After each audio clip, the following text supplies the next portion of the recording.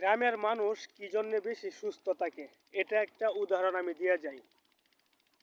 কাঁচা মাটির রাস্তা, যেটাতে পারলে শরীরে সুস্থ থাকে, অক্সিজেন পেল ঘুম থেকে উঠি।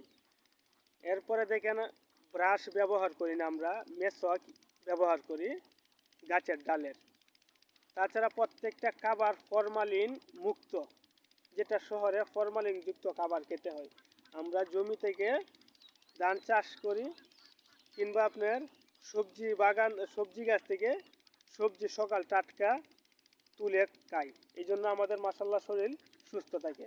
শহরের যান্ত্রিক জীবনে সব কিছু ভেজাল, এই জন্যই গ্রামে সবচেয়ে শান্তি রয়েছে।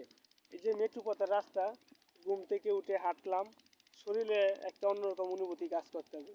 এই জন্য হয়তো বা গ্রামে সবচেয়ে শান্তি, আমি যতটুকু রিয়েলাইজ করতে পারলাম।